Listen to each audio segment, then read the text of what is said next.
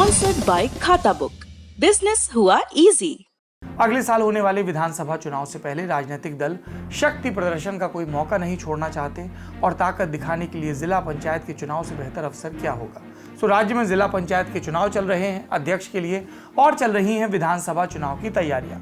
मई के पहले हफ्ते में जब पंचायत चुनाव के नतीजे आए तो माना जा रहा था कि इन चुनाव में मुख्य विपक्षी दल समाजवादी पार्टी ने सत्ताधारी बीजेपी को तगड़ा झटका दिया, लेकिन जब जिला पंचायत अध्यक्ष के चुनाव शुरू हुए तो बीजेपी ने सपा को काफी पीछे छोड़ दिया। यूपी के 75 में से 18 जिलों में जिला पंचायत अध्यक्ष के लिए केवल एक ही पार्टी के उम्मीदवार का नामांकन वैध पाया गया। इन 18 जिलों में नामांकन करने वाले इकलौते उम्मीदवार का निर्विरोध चुना जाना तय है और 18 में से 17 जिले बीजेपी के खाते में गए, जबकि एक सीट सपा के। विपक्षी दल सपा ने बीजेपी पर चुनाव में सत्ता का दुरुपयोग करने का आरोप लगाया। आरोप यह भी कि उनके उम्मीदवारों को कई जगह नामांकन करने से रोक दिया गया और कहीं कहीं पर्चा खारिज किया गया। पूर्व मुख्यमंत्री और सपा अध्यक्ष अखिलेश यादव ने इसे बीजेपी का चुनाव जीतने का नया प्रशासनिक हथकंडा बताया और कहा कि बीजेपी जितने पंचायत अध्यक्ष बनाएगी, जनता विधानसभा में उन्हें उतनी सीटें भी नहीं देगी। जिला पंचायत अध्यक्ष का चुनाव उस जिले के सभी जिला पंचायत सदस्य मिलकर करते हैं। अमूमन ऐसा होता आया कि जो पार्टी राज्य की सत्ता में, जिला पंचायत अध्यक्ष के चुनाव में उसका दबदबा। अखिलेश यादव जब मुख्यमंत्री थे तब सपा ने 36 सीटों पर निर्विरोध जीत दर्ज की थी और 63 सीटों पर कब्जा किया था। अब 18 सीटों पर एक ही उम्मीदवार है तो चुनाव नहीं होगा। बाकी की 57 सीटों पर 3 जुलाई को वोटिंग होगी। अधिकतर सीटों पर बीजेपी और सपा में सीधी टक्कर। रायबरेली की सीट पर सपा ने कांग्रेस को समर्थन दिया है। पिछले कुछ दिनों से सपा के साथ मिलकर चुनाव लड़ने का संकेत दे रही सुहेलदेव भारतीय समाज पार्टी ने बलिया सीट पर सपा को सपोर्ट किया है।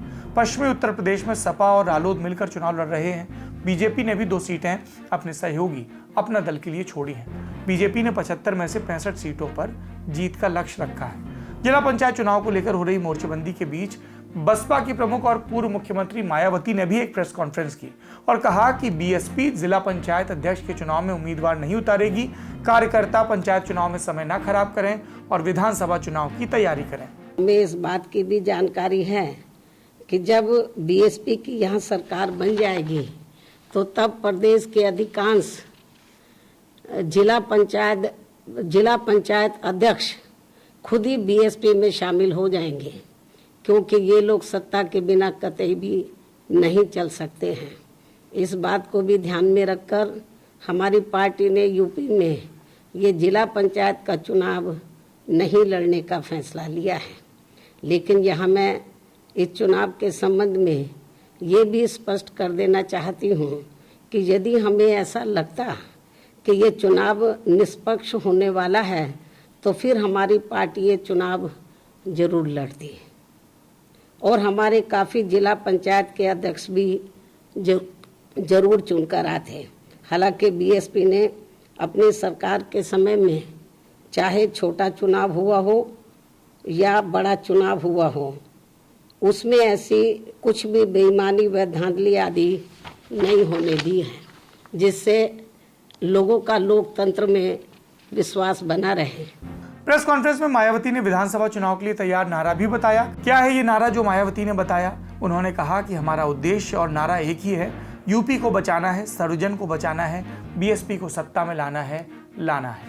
मायावती ने कहा कि विपक्षी पार्टियां और मीडिया बीएसपी को कम ना आंकें। हम मीडिया में सक्रिय नहीं, इसका मतलब ये नहीं कि हमारी ताकत नहीं।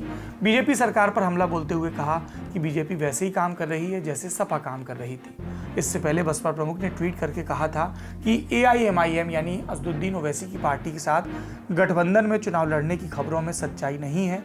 बसपा यूपी और उत्तराखंड में सभी सीटों पर अकेले चुनाव लड़ेगी। गठबंधन सिर्फ पंजाब में अकाली दल के साथ हुआ है। 2017 में भी बसपा ने अकेले चुनाव लड़ा था। यूपी में 403 सीटों पर और सिर्फ 19 सीटों पर जीत मिली थी।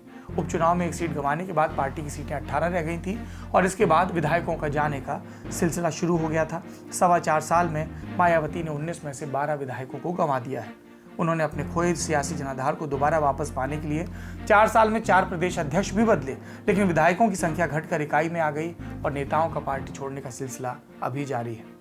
मायावती के सार्वजनिक इनकार के बाद AIMIM चीफ असदुद्दीन ओवैसी ने भी ट्वीट किया, कहा कि उनकी पार्टी उत्तर प्रदेश की 100 सीटों पर चुनाव लड़ने की तैयारी में है।